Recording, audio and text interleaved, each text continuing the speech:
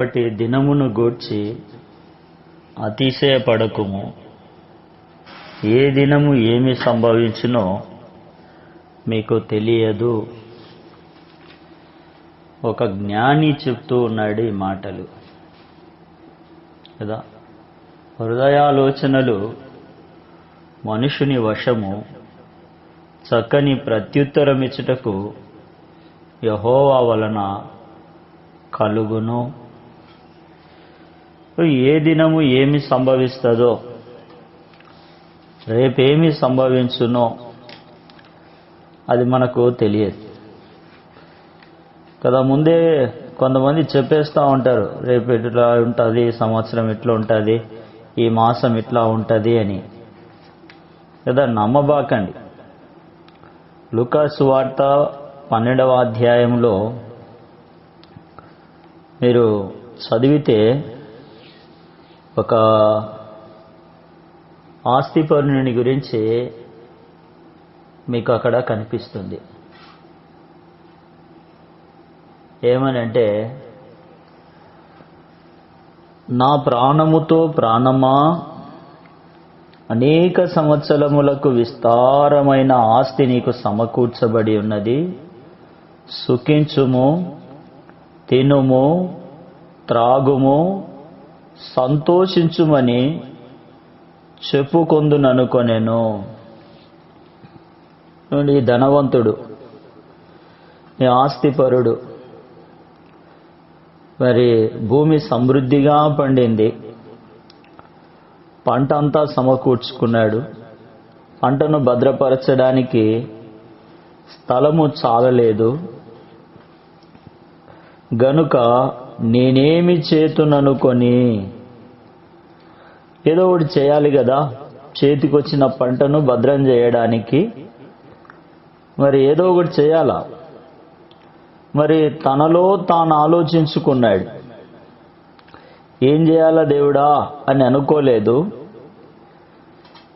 మరి తనలో తాను ఆలోచన చేసుకున్నాడు, నా కొట్లు విప్పి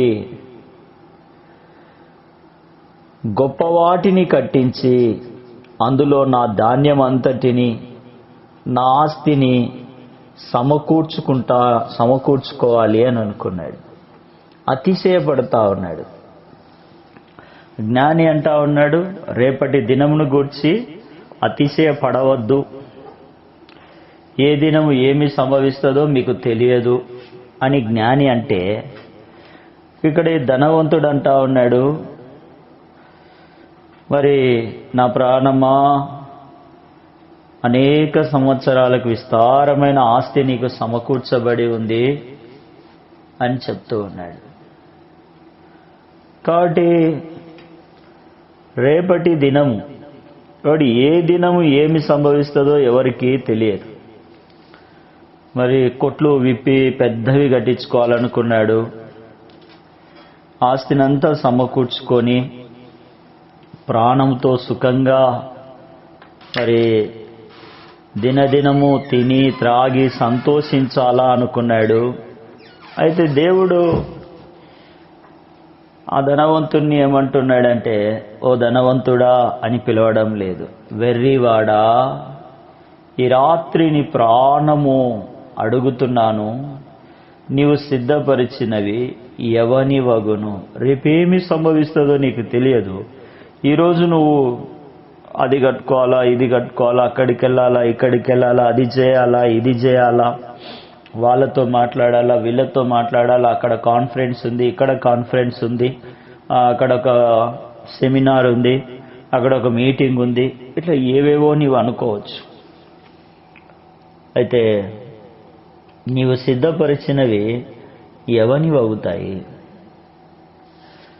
కదా. దేవుని వాక్యము సత్యమైనది.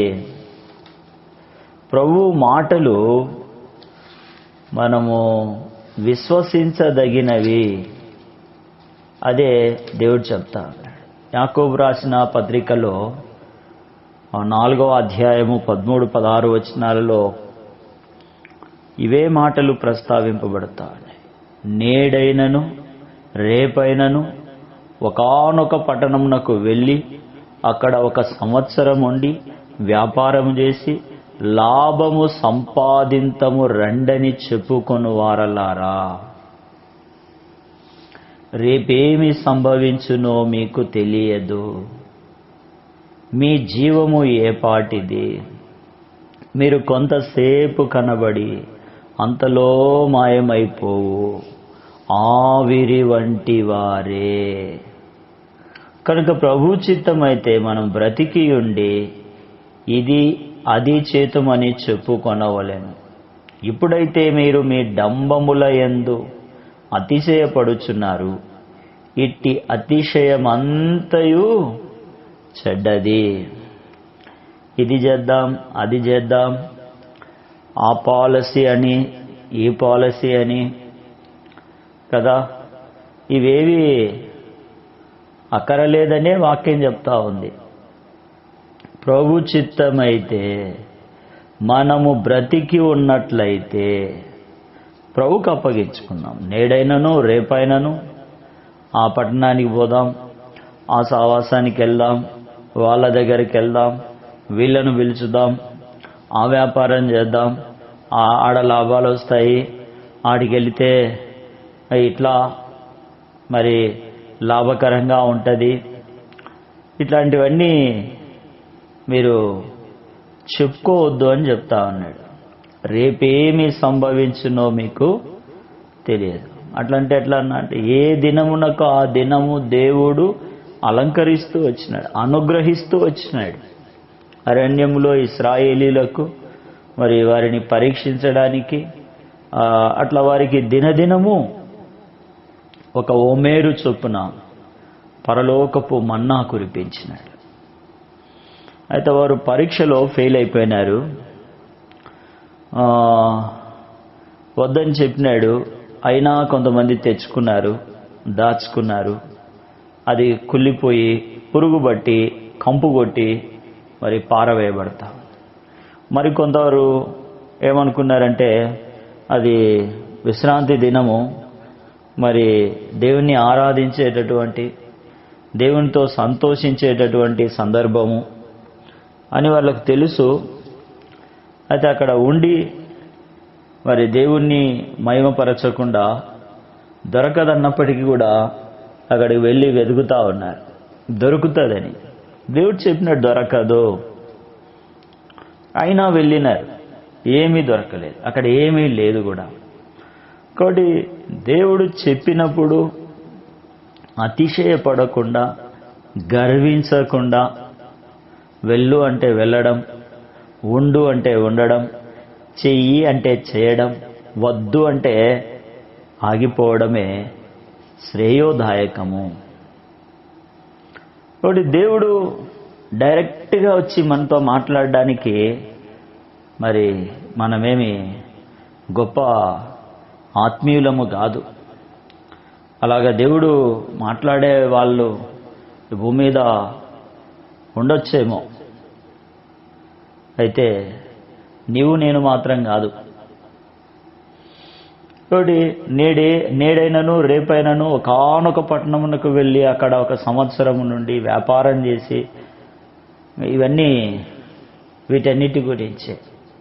నీ నోరు కాదు, అన్యుడే, నీ పెదవులు కాదు, పరులే మరి నిన్ను పొగుడుతారు, మరి నీ గురించి మంచిగా మాట్లాడతారు. అట్లాంటి వాటికి ఉప్పొంగకూడదు కదా, ఉప్పొంగకూడదు. 27వ వచనం సామెతల గ్రంథం 25:27లో తేనె నదికముగా త్రాగుట మంచిది కాదు, జుంటి తేనె దారల కంటే మధురమైనది దేవుని వాక్యం. నిజమే, కానీ జుంటి తేనె దారల కన్నా మధురమైనది దేవుని వాక్యం. దాన్ని ఎంత తీసుకుంటే, ఎంత చదివితే, ఎంత ధ్యానిస్తే, ఎంత నేర్చుకుంటే, ఎంత పఠిస్తే, ఎంత బైహార్ట్ చేస్తే అంత మంచిది. అట్లా నీ వాక్యము తేనెతో పోల్చబడింది. వాక్యము మేలు చేస్తూ ఉంది కాబట్టి తేనెను కూడా తీసుకుంటే బాగుంటుంది అని అనుకుంటే నష్టమే. నేను చెప్పడం లేదు, వాక్యంలో రాసినారు. సామెతల గ్రంథం 25వ అధ్యాయము 27వ వచనం, 25వ అధ్యాయం 27వ వచనం, తేనె నదికముగా త్రాగుట మంచిది కాదు అని. ఒక చోట వాక్యాన్ని పంచుకున్నప్పుడు అధికముగా తేనె తాగవద్దు అని వాక్యంలో ఉంది. మరి తేనె కనుగొంటే తగినంత మట్టుకే తాగమని ఉంది అని మరి దేవుడిచ్చిన తలంపులు పంచుకున్నప్పుడు ఒక సహోదరి నాకు బాగా వాక్యం చదవండి, ధ్యానించండి, మరి చెప్పండి అని చెప్పే ప్రయత్నం చేసినారు, చెప్పినారు కూడా. సమయోచితముగా పలకాల అని. కాబట్టి ఇక్కడ చూస్తే ఉన్నాము, తేనెను కనుగొన్నావు, తగినంత మట్టికే తాగు, అధికముగా త్రాగిన ఎడలా కక్కివేయుదువేమో. సౌలు కుమారుడు మరి అలసిపోయి ఉన్నప్పుడు ఆ కొంచెము తేనె పీపాలు కాదు, లీటర్లు కాదు, అధికముగా అస్సలు కాదు, కొంచెము తగిలినప్పుడే కన్నులు తెరవబడ్డాయి. కాబట్టి ఆ సందర్భం మీకు తెలుసు. సమూయేలు రాసిన మొదటి గ్రంథంలో ఉంటుంది. ఆ తేనెను తీసుకున్నప్పుడు వారి కన్నులు తెరవబడ్డాయి. అదేంటి? కొంచెం తీసుకుంటే. వాక్యం చెప్తా ఉంది అధికముగా తీసుకోవద్దు అని. కాబట్టి అధికముగా తీసుకుంటే అనర్థాలే ఉంటాయి. మరి అది మంచిది కాదని వాక్యమే చెప్తా ఉన్నప్పుడు తీసుకుంటే ఏమంత బాగుండదు. యోనాతాను తీసుకున్నాడు కదా, అది ఎంత తీసుకున్నాడు? కొంచెమే.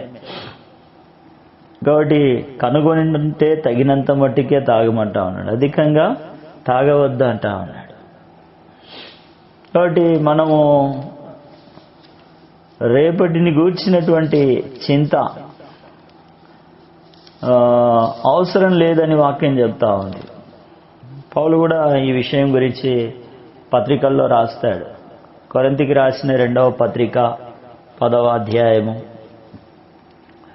12వ వచనం నుండి, తమ్మును తామే మెచ్చుకొను కొందరితో జతపరుచుకొనుటకైనను వారితో సరిచూచుకొనుటకైనా మేము తెగింపజాలము గాని, వారు తమలోనే ఒకరిని బట్టి ఒకరు ఎన్నిక చేసుకొని ఒకరితోనొకరు సరిచూచుకొనుచున్నారు, గ్రహింపు లేక ఉన్నారు. అతిశయపడవద్దు అంటారు. మీరున్న స్థలములో మరి వాళ్ళ వలె ఉండాలని, వీళ్ళలాగా ఉండాలని, రాళ్ళలాగా ఉండాలని,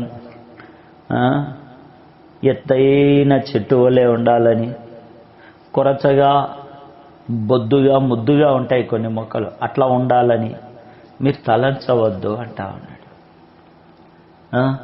తలంచవద్దు అని చెప్తా ఉన్నాడు. 18వ వచనం, ప్రభువు మెచ్చుకొను వాడే యోగ్యుడు, కానీ తను తాను మెచ్చుకొను వాడు యోగ్యుడు కాడు. అతిశయించువాడు ప్రభువునందే అతిశయించాలి, లోబడాలి. దేవుడు మాకు కొలిచి ఇచ్చిన మేరకు లోబడి ఉండి అతిశయించుచున్నామని పౌలే అంటా ఉన్నాడు. మేము క్రీస్తు సువార్త ప్రకటించుట కొరకు ఏర్పాటు చేయబడ్డాం. ధనవంతునిలాగా కొట్లు విప్పి కొత్తవి చేసుకొని మరి కాదు అని చెప్తా ఉన్నాడు కదా. దేవుని కొరకే వారు అతిశయించేవారుగా, మరి దేవుడు నియమించిన హద్దులో విశ్వాసములో అభివృద్ధి అయిన కొలత కొలది వారు మరి ముందుకు సాగినట్లుగా, వారికి ఉన్నటువంటి మేరలోనే వారు సువార్త ప్రకటించుకుంటూ ముందుకెళ్ళిపోయినట్లుగా చూస్తున్నాం. అదేంటి? అదంతా ఓల్డ్, ఆ కాలం వేరు ఈ కాలం వేరు అని అనడానికి లేదు. ఆ కాలమైనా ఈ కాలమైనా యేసు క్రీస్తు నిన్న నేడు నిరంతరము ఒకటే రీతిగా ఉన్నాడు. ఆయన మారలేదు, ఆయన మారడు. ఆయన ప్రేమ మారదు. మనము దేవుని మూలముగా పుట్టిన వారమైతే దేవుని గూర్చిన సంగతుల యందు ఆలోచన కలిగి ఉంటాం. మనము దేవుని నీతి మూలముగా పుట్టిన వారమైతే దేవుని నీతిలో నివసిస్తాము, నీతిగా ఆలోచన చేస్తాము. నీతిమంతులుగా ఉండుట కొరకై యేసుక్రీస్తు ప్రభు రక్తము చేత కడగబడుట కొరకు దినదినము యేసుక్రీస్తు ప్రభు యొక్క శిలువ చెంతకు చేరుకుంటాం. మనము దేవుని మూలముగా పుట్టిన వారమైతే దేవుని కట్టడలోను, దేవుని ఆజ్ఞలోను, దేవుని విధిలోను మనం నడుచుకుంటాము. కాబట్టి ఇక్కడ చూస్తా ఉన్నాం, రాయి బరువు, ఇసుక భారము, మూడుని కోపము, ఈ రెండింటికంటే బరువు అంటా ఉన్నాడు సొలొమోను. రాయి కంటే, ఇసుక కంటే మూడుని యొక్క కోపము బరువైనది అని రాస్తా ఉన్నాడు. 3వ వచనంలో కనిపిస్తుంది, అలాగా 12వ వచనంలో కూడా మనం చూస్తాం, మరి 16వ వచనంలో కూడా చూస్తాం కదా. గుర్రమునకు చబుకు, గాడిదకు కళ్ళెము, మూర్ఖుల వీపునకు బెత్తము అని. బెత్తం లేకపోతే దేవుడు కొడతాడు, మనం కాదు కొట్టాల్సింది. వాక్యంలో ఉంది కదన్నా, నేను పోయి కొడతా అంటే నీ వీపు బొగులుతుంది. ఇప్పుడు అది నీ పని కాదు. తన దృష్టికి జ్ఞానిని అనుకొను వానిని చూచితివా, వానిని గుణపరుచుట కంటే మూర్ఖుణ్ణి గుణపరుచుట నాకే అంతా తెలుసు. నేనే బిగ్ షాట్, నేను సీనియర్. ఒకప్పుడు నువ్వు జూనియరే, ఒకప్పుడు నువ్వు నిక్కర్ వేసుకున్న వాడివే. ఇదెట్లా మర్చిపోయినావు అని. ఒకప్పుడు చుట్టూ తిరిగినోటుడివే, అప్పుడు అనుకున్నావు నాకు వస్తే నేను అట్లా చేయను అని. మరి ఇప్పుడు చేస్తున్నావు కదా. కాబట్టి వాణ్ణి బాగు చేయడం కంటే మూర్ఖుణ్ణి బాగు చేయడం సులువంట. చూడండి, మరి అన్నీ తెలిసిన వాడిని మార్చవచ్చు, ఏమీ తెలియని వాడిని కూడా మార్చవచ్చు. సగం తెలిసి సగం తెలియకుండా ఉంటుందే, అట్లాంటి మార్చకూడదు. నాతో ఒక ఆయన అన్నాడు, పట్టు విడుపులు ఉండాలా అని. దేవునిలో పట్టు విడుపులేందయ్యా, పాపముతో పట్టు విడుపులేంది? అయితే ఇట్లా ఉండు, లేదంటే అట్లా ఉండు. ఉంటే చల్లగా ఉండు, లేదా వెచ్చగా ఉండు. వాక్యం చెప్తావు, నుల్లి వెచ్చగా ఉంటే నేను ఉమ్మేస్తాను అని, ఉమ్మి వేస్తాను అని దేవుడు చెప్తా ఉన్నాడు. అయితే కోపడు కానీ పాపం చేయొద్దని చెప్పాడు. పాపం చేయకుండా దేవుడు తన బలిష్టమైన రెక్కల కింద మనల్ని దాచున్నట్లు దేవుని చేతికి మనం అప్పగించుకోవాలి. అంతేగాని గద్దింపుకు లోబడకుండా, ప్రేమించకుండా, రోసానికి పోయి మరి మూడుని కంటే బహుభయంకరమైన పాపపు లోయలో పడిపోకుండా జాగ్రత్త పడమంట. 16వ వచనం, హేతువులు చూపగల 7 కంటే సోమరి తన దృష్టికి తానే, ఓ సోమరి తానే జ్ఞానినే, తాను రాసిందే జ్ఞానమైనది, తాను ఏర్పాటు చేసిందే క్రమము అని, తాను చదివేదే సరైనదని, తాను చెప్పిందే నిజము అని సోమరి, మూర్ఖుడు, మూఢుడు, వీడు శరీరానుసారుడు, భౌతిక సంబంధి, ఆత్మీయానుసారుడు కాదు, శరీరానుసారుడు, దేవుని మూలముగా పుట్టినవాడు కాదు, దేవుని నీతిలో ఉన్నాను అనే భ్రమలో బ్రతుకుతున్నటువంటి వాడు. కాబట్టి వాక్యం చెప్తున్నది కదా, 17 సామెతలు 17:12లో 17వ అధ్యాయము 12లో మనం చూస్తూ ఉన్నాం, పిల్లలను పోగొట్టుకొనిన ఎలుగుబంటిని ఎదుర్కొనవచ్చును గాని మూర్ఖపు పనులు చేయుచున్న మూర్ఖుణ్ణి ఎదుర్కోరాదు కదా. పిల్లలు పోగొట్టుకున్న ఎలుగుబంటి యొక్క బాధ, దుఃఖము, దాన్ని సాధుపరచడం కష్టమే. అట్లాంటి దాన్ని సాధుపరచడమే సులభమవుతుందంట మూర్ఖునితో కంపేర్ చేసుకుంటే. ఇది ఎలుగుబంటిలాగా, ఆ ఎలుగుబంటి హైటు, ఎలుగుబంటి వెయిట్, ఎలుగుబంటి యొక్క పర్సనాలిటీ చూడు ఎట్లుంటుందో ఊహించుకోండి. దానినైనా ఏం చేయొచ్చంట? దానినైనా 17వ అధ్యాయం 12వ వచనంలో దానినైనా ఎదుర్కోవచ్చు గాని మూర్ఖపు పనులు చేయుచున్న మూర్ఖుణ్ణి ఎదుర్కోరాదు. అంతే, ఒక్కటే మాట, నాకు సమాధానం లేదు, సమాధానం నాకు లేదు. ఏ విషయంలో? ఎందుకు లేదు? నీకు లేకపోతే ఏం చేయాలి? సమాధానకర్త అయిన ప్రభు దగ్గరికి రావాలి. అంతేగాని వేరొకరి సమాధానమును పాడు చేసే అధికారం నీకెవరిచ్చినారు? నువ్వే తీసుకున్నావు కదా. అందుకే నేను మూర్ఖుడు అంటా ఉంది వాక్యం. నేను కాదు, వాళ్ళు కాదు, వీళ్ళు కాదు, దేవుని వాక్యమే అంటా ఉంది కదా.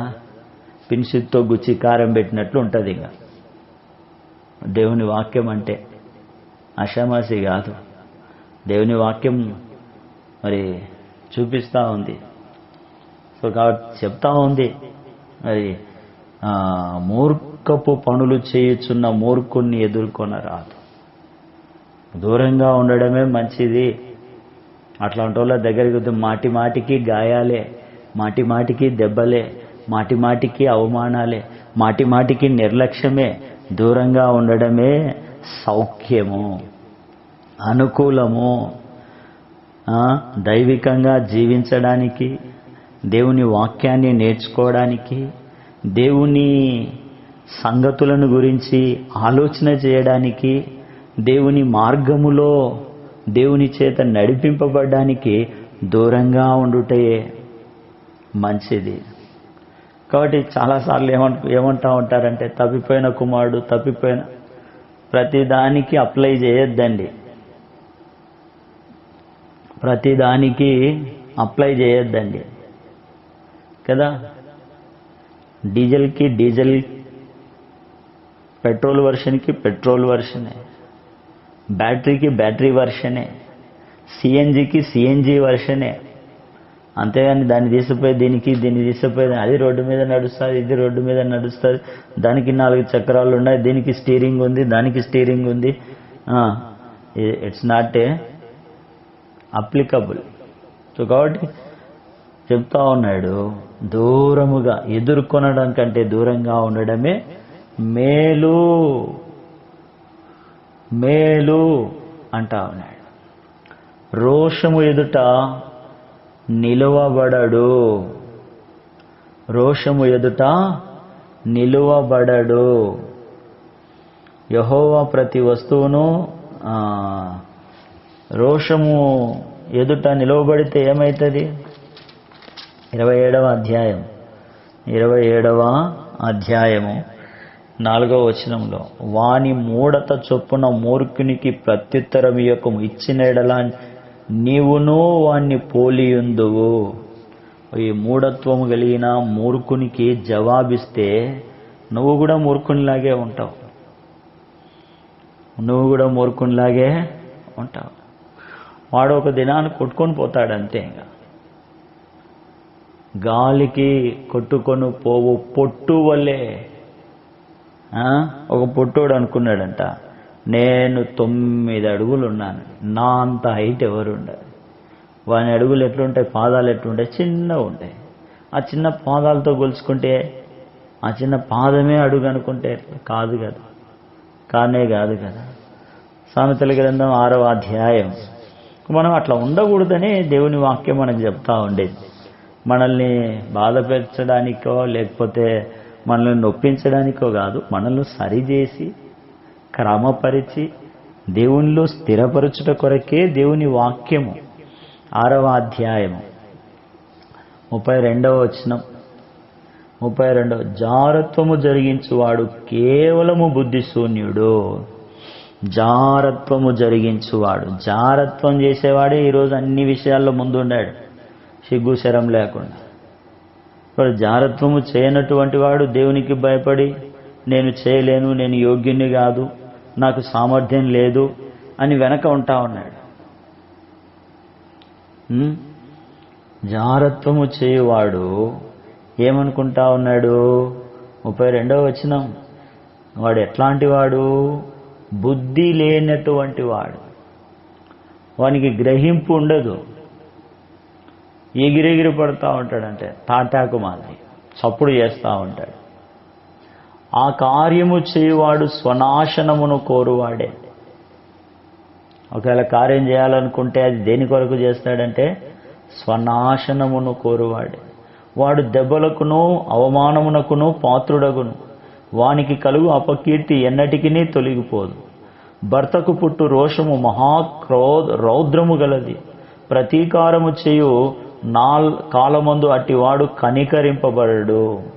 ప్రాయశ్చిత్తమేమైనా నీవు చేసినను వాడు లక్ష్య పెట్టడు, ఎంత గొప్ప బహుమానములు నీవిచ్చినను వాడు ఒప్పుకొనడు. ఎవడు? జారత్వం చేసేవాడు. ఎవడు? మూఢుడు. ఎవడు? అతిశయపడేవాడు. ఎవడు? గర్విష్టి. ఎవడు? ఒదురుబోతు. లోపల ప్రేమించుట కంటే బహిరంగంగా గద్దించుట మేలు. మేలును కోరిన స్నేహితుడు గాయం చేస్తాడు, పగవాడు లెక్క లేనన్ని ముద్దులు పెడతాడు. అదన్నా ఇదన్నా, అట్లన్నా ఇట్లన్నా, అది చూడన్నా ఇది చూడన్నా, అటు వెళ్ళన్నా ఇటు వెళ్ళన్నా, ముందుకన్నా వెనక్కన్నా అంటూ బాధ పెడతాడు, కష్టపెడతాడు, నష్టపరుస్తాడు అని చెప్తా ఉన్నాడు కదా. కాబట్టి మనం చూస్తూ ఉన్నాము, మేలు చేసేవాడు, మంచి చేసేవాడు ఏం చేస్తాడంటే గాయాలు చేస్తాడు. మనం బాగుపడాలని, మనం సంతోషంగా ఉండాలని, మనం దేవుని రాజ్యంలో చేరుకోవాలని, మనం దేవుని ద్వారా లభించే దాని చేత తృప్తిగా ఉండాలని మరి గాయం చేస్తాడు. మనం మేలులో జీవించాలని ఇష్టపడతా ఉంటాడు. 23వ వచనం 28వ అధ్యాయం. నాలుకతో ఇచ్చకములాడు వాని కంటే నరులను గద్దించు వాడు తుదకు ఎక్కువ దయ పొందును. నరులను గద్దించువాడు కదా ఎక్కువ మేలు పొందును. ఎక్కువ మేలు పొందేటటువంటి మరి సందర్భం మనకి ఇక్కడ కనిపిస్తూ ఉంది. గాయములు చేయు దెబ్బలు అంతరంగములలో చొచ్చి చెడుతనమును తొలగిస్తాయి. కీర్తనకారుడు అంటాడు ఏమని, 14వ కీర్తన 141వ కీర్తన 141వ కీర్తన 5వ వచనంలో కీర్తనకారుడు అంటాడు, నీతిమంతులు నన్ను కొట్టుట నాకు ఉపకారం, వారు నన్ను గద్దించుట నాకు తైలాభిషేకం. నేను అట్టి అభిషేకమును త్రోసివేయకుందునుగాక. వారి దుష్ట క్రియలు చూచియు నేను తప్పక ప్రార్థన చేయుచున్నాను. బాగా చదువుదాం, మళ్ళీ ఒకసారి చదువుదామా. నీతిమంతులు నన్ను కొట్టుట నాకు. ఉన్నారా నీతిమంతులు? ఓ ప్రశ్న, ఉన్నారా నీతిమంతులు? తను తాను నీతిమంతునిగా ఎంచుకున్నవాడు ఉన్నాడు. సరే, లేరు, వదిలి. నెక్స్ట్, వారు నన్ను గద్దించుట నాకు తైలాభిషేకం. నీతిమంతులు ఉన్నారు. దేవుని భయము కలిగిన వారు దేవుని నీతిలో నివసిస్తారు. దేవుని భయం కలిగిన వారు దేవుని నీతిలో నివసిస్తారు. మరి దేవునికి భయపడు వారు నీతిగా నడుచుకుంటారు. నీతిగా నడుచుకునేవాడే దేవుని మూలంగా పుట్టినవాడు. దేవుడు నీతిమంతుడు గనక దేవుని మూలంగా పుట్టినవాడు నీతిగానే నడుచుకుంటాడు. కొంతమంది దేవునికి భయపడి వారు నీతిగా నడుచుకుంటా ఉంటారు. కొర్నేలి అలాగ నడుచుకున్నాడు. అపోస్తలుల కార్యములు 11:22లో పౌలు కూడా ధర్మశాస్త్ర సంబంధమైన నీతిలో అంటాడు కదా, ధర్మశాస్త్రము వలనైన నీతి విషయములో అనింద్యుడనై ఉంటిని అని రాసుకుంటా వచ్చినాడు. రక్షణార్థమైన నీతి కాదది. క్రీస్తును సంపాదించుకొని ధర్మశాస్త్రము మూలమునైన నీతి క్రీస్తు నందు విశ్వాసము వలన దేవుడు అనుగ్రహించు నీతిని గలవాడనై అని అంటా రాస్తా వచ్చినాడు ఫిలిప్పీలకు రాసిన పత్రిక 3వ అధ్యాయంలో. అయితే దేవునికి భయపడి నీతిగా నడుచుకునే వారికి దేవుడు తను తాను బయలుపరుచుకుంటాడు. రక్షణ సువార్త అందజేసి రక్షణలోనికి మరి నడిపిస్తాడు. దేవుడు పక్షపాతిగాడు. నిజంగా మీరు తెలుసుకోండి, దేవుడు పైరూపము చూడడు, దేవుడు ఉద్యోగము చూడడు, దేవుడు ఆస్తి చూడడు, దేవుడు రంగు చూడడు, దేవుడు రూపము చూడడు. మనిషి ఏవైతే చూసి లక్ష్య పెడుతున్నాడో అవేవి దేవుడు చూడడు. జ్ఞానము చూడడు, తెలివి చూడడు, డిగ్రీలు చూడడు, కవర్లు ఇస్తున్నారా లేదా కూడా చూడడు. దేవుడు ఏం చూస్తాడు? దేవుడు ఏం చూస్తాడు? దేవునికి భయపడిన వారిని మాత్రమే. యెహోవా కనుదృష్టి ఎవరి కొరకు సంచారం చేస్తుందంటే యథార్థవంతుల కొరకు, నీతిమంతుల కొరకు. ఎవరు నీతిమంతులు, ఎవరు యథార్థవంతులు? అయ్యో నేను పాపం చేసినానని పశ్చాత్తాపడే వాళ్ళ గురించి కాదు. పాపము చేయకుండా దానికి దూరంగా ఉండేవాళ్ళు. అరే వాడు నాకు నష్టం చేస్తాడు, వాడిని ఏదో ఒక విధంగా ఇబ్బంది పెట్టాలని ఆలోచన చేసేవాడిని దేవుడు చూడు. తనను తానే ప్రొటెక్ట్ చేసుకునేటటువంటి వాడిని దేవుడు చూడు. దేవుని చేత కాపాడబడుటకు దేవునికి అప్పగించుకునేవాడిని దేవుడు చూస్తాడు. అర్థం చేసుకోండి. దేవుడు ఏం చూస్తాడు అంటే అంతరంగాన్ని చూస్తాడు. ప్రతి మనుషుని యొక్క అంతరంగం యొక్క కొలతలు, మరి రంగు, రూపము, రుచి ఒకేలాగా దేవుడు ఏర్పాటు చేసినాడు. ఆంతర్యమును. అయితే అంతరంగాన్ని చూస్తా ఉన్నాడు. సమూయేలు రాసిన మొదటి గ్రంథం 16వ అధ్యాయం 7వ వచనంలో మనం చూస్తాం. సమూయేలు అంతటి మరి చిన్నతనము నుండే దేవుని ఇంటిలో పెరిగి దేవుని గురించి తెలిసి నేర్చుకున్నటువంటి ఆయనే మరి దేవుణ్ణి కరెక్ట్గా లక్ష్య పెట్టలేకపోయినాడు. అయితే దేవుడు అన్నాడు, నేను లక్ష్య పెట్టలేదయ్యా, మనుషులు పైరూపమును లక్ష్య పెట్టుదురు, మనుషులు హోదాను లక్ష్య పెట్టెదరు, మనుషులు స్థాయిని లక్ష్య పెడతారు. ఎక్కడెక్కడో తెలుసా? పెళ్ళిళ్ళ దగ్గర, ఫంక్షన్ల దగ్గర. ఇంకా ఒక మాట, అందరూ కాకపోవచ్చు, దీని కిందికి అందరూ రాకపోవచ్చు, కొందరు వస్తారు. ప్రేమ విందులో కూడా వాళ్ళకి దేవుని వాక్యం తెలియకనే వాళ్ళు అట్లా చేస్తా ఉన్నారు. దేవుని వాక్యము తెలియనప్పుడు వెనకుండడం మంచిది. అయ్యో అట్లా తెలియదని తెలుసు వాళ్ళకైనా ఎందుకు ముందుకు వస్తారంటే వాళ్ళు మూర్ఖులు, వాళ్ళు మూఢుడు. వాడు దైవ భయము లేనివాడు, గర్విష్టి, అతిశయపడేవాడు, వెర్రవీగు స్వభావం కలిగిన వాడు, తన్ను తాను కనబరుచుకొనుటకు ఈ శరీరానుసారుడు, దేవుని యొక్క కార్యము హృదయంలో జరిగినటువంటి వాడు కాదు. దేవుడు లక్ష్య పెట్టలేదు. నేను కోరుకున్నవాడు వీళ్ళు కాదయ్యా, నేను కోరుకున్న వాళ్ళు వీళ్ళు కాదు. మరి ఎట్లా పొలంలో ఉన్నవాడు ఎట్లుంటాడు చెప్పండి?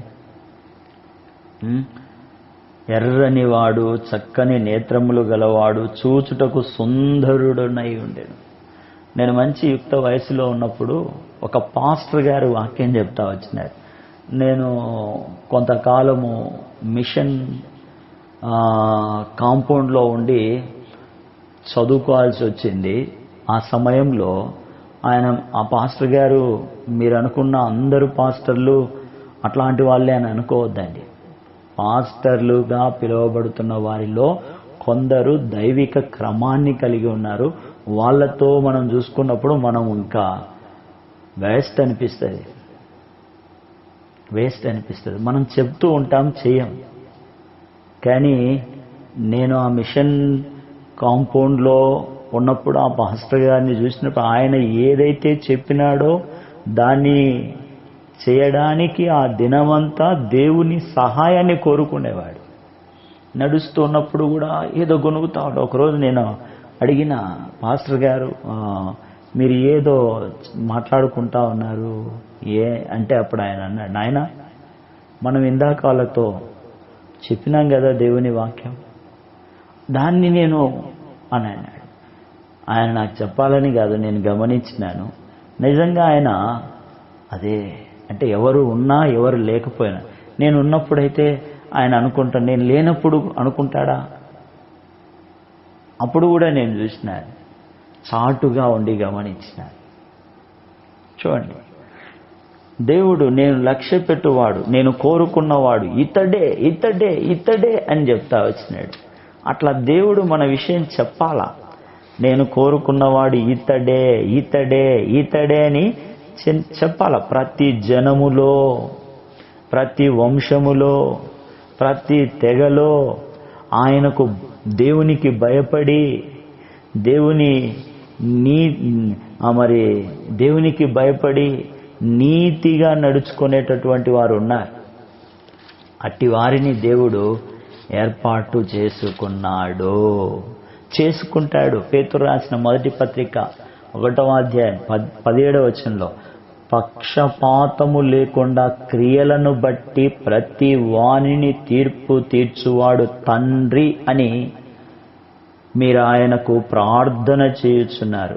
గనుక పరదేశులై ఉన్నంత కాలము భయముతో మనము భూమి మీద పరదేశులమును యాత్రికులమునై ఉన్నాము. వాక్యం రాసినారు కదా, హెబ్రీయులకు రాసిన పత్రిక 11వ అధ్యాయంలో, పరదేశులమును యాత్రికులమునై ఉన్నాము. నిలవరమైన పట్టణములు మనకిక్కడ లేవు.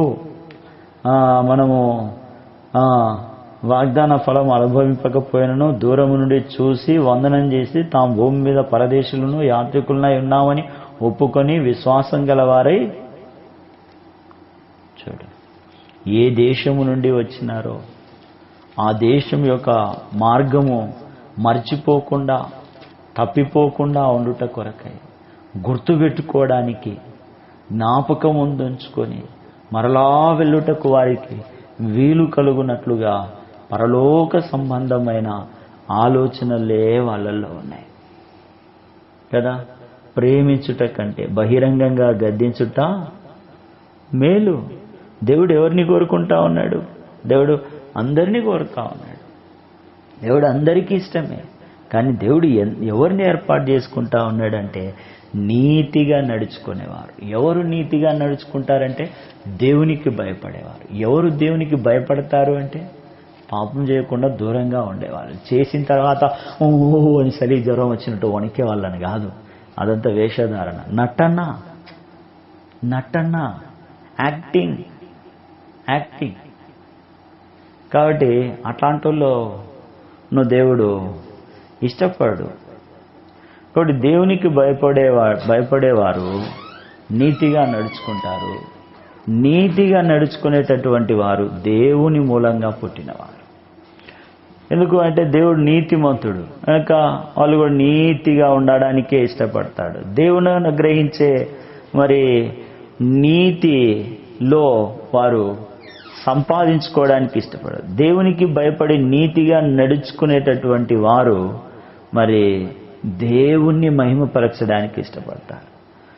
రక్షణలో జీవించడానికి ఇష్టపడతాడు. అట్టి జీవితం జీవించాలనే దేవుడు కోరుతా ఉన్నాడు.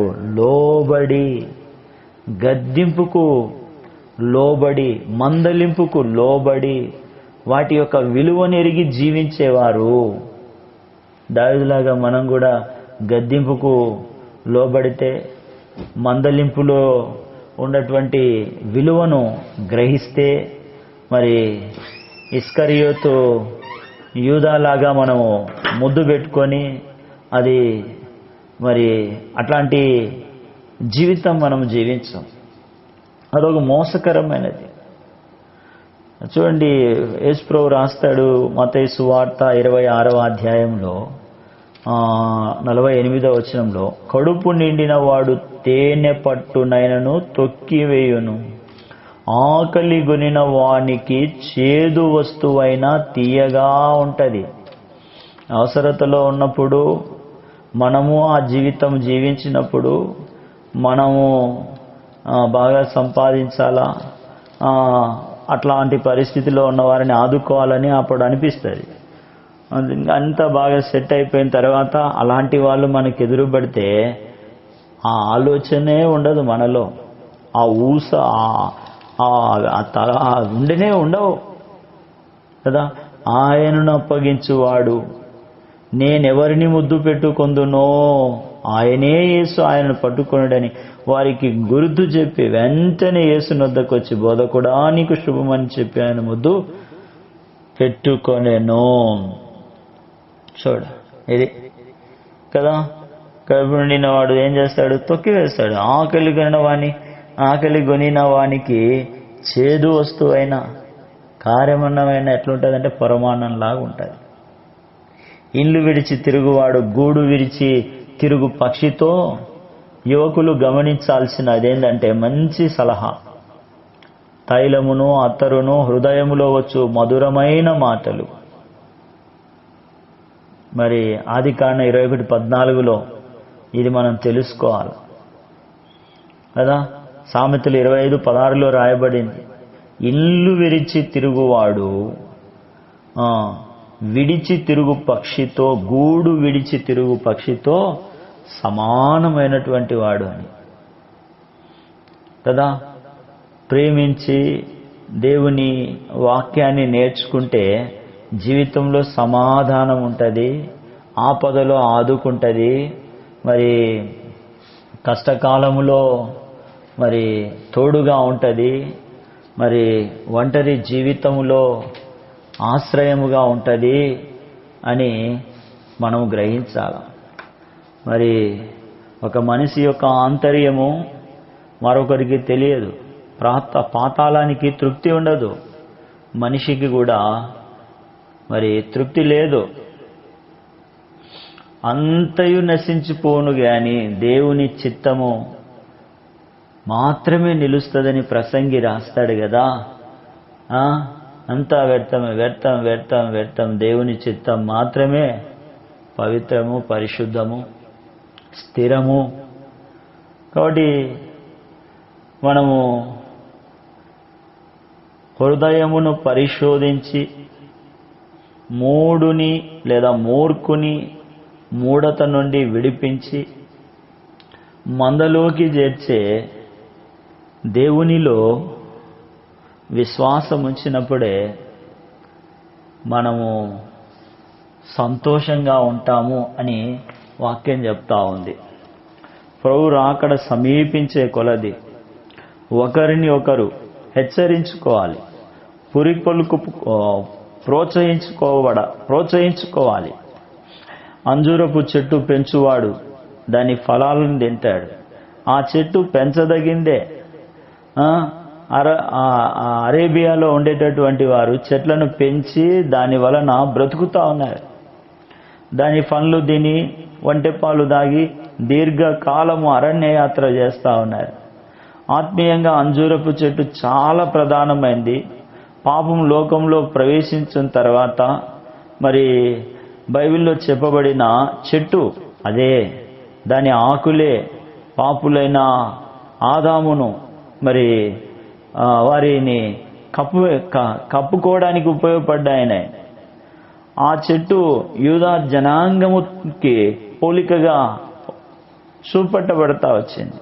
3 ఏళ్ళు క్రీస్తు మరి యూదుల మధ్య 33 సంవత్సరాలు యూదుల మధ్య ప్రభు సంచరిస్తూ వచ్చినాడు. అయితే వారు తెలుసుకోలేకపోయినాడు. లూకా సువార్త 13లో రాసినారు కదా, 3 ఆయన వెతుకుతా వచ్చినాడు పండ్లు దొరుకుతాయేమో అని. అయితే అక్కడ కాపు లేదు. మరి ఆ చెట్టు పెంచడం మంచిదే, ఆ జనాంగాన్ని పెంచుట మేలే. అయితే దాని ఫలమును దేవుడు కోరుతా ఉన్నాడు. అంజూరపు చెట్టు కింద నతానియేలు ఉండడం యేసుప్రభు చూసినాడు కదా. ఏం చేస్తున్నాడు అంజూరపు చెట్టు కింద నతానియేలు? ఏం చేస్తున్నాడంటే ప్రార్థిస్తూ ఉన్నాడు, ధ్యానిస్తూ ఉన్నాడు. అంటే చెట్టు కింద అంటే మందిరంలో ఏం చేయాలా? ప్రార్థన అన్నా కానీ చేయాలా, లేదా ధ్యానిస్తూ అన్నా ఉండాలా. ఈ రెండే మనం చేయాల్సింది. బాగున్నావా, అది చేసినావా, ఇది చేసినావా, అక్కడికి పోయినావా, దేవుని ఆవరణంలోనికి వచ్చినాక దేవుని భయం కలిగితే, నిజంగా మనలో దేవుని భయం ఉంటే దేవుని ఆవరణంలోనికి వచ్చినప్పుడు ఇవి ఉండవు మనకు. అది చేయాలా, ఇది చేయాలా, నన్ను పిలవాలా, ఇవన్నీ అసలు ఏమి ఉండవు. ఒకటే ఉంటుంది, ధ్యానం చేయడమా, ప్రార్థించడమా, లేదా వాక్యం చదువుకోవడం, అంతే. ఇది దేవుని భయము, ఇది ఘనతలోనికి మెప్పులోనికి తీసుకొస్తుంది. ఒక దినాన దేవుడు ఇచ్చేటటువంటి బహుమానపు గుంపులోనికి తీసుకొని వెళ్తాడు. దేవుని మీద ఆధారపడితే దేవుడు సహాయపడతాడు. మత్తయి సువార్త 6వ అధ్యాయంలో చూస్తాం, చింతింపకుడి, జాగ్రత్తగా ఉండాలి. ఆకాశ పక్షులను చూడండి, చెట్లను చూడండి, అవి ఎంత అద్భుతముగా పోషింపబడుతున్నాయో, అలంకరింపబడుతున్నాయో, వాటికంటే మీరు శ్రేష్ఠులు అంటా ఉన్నాడు. కాబట్టి యేసుక్రీస్తు ప్రభు ద్వారా దొరికేది శాశ్వతమైనది, స్థిరమైనది, మహిమకరమైనదని గుర్తిరిగి మరి దాని చేత మనము ముందుకు సాగినప్పుడే సంతోషంగా ఉంటాము. లోకమంతా దేవుని గూర్చిన జ్ఞానము వివరిస్తూ ఉంది. ఆ జ్ఞానమును నేర్చుకోవడానికి, ఆ జ్ఞానము అనుగ్రహించే యేసుక్రీస్తు ప్రభువులో మనము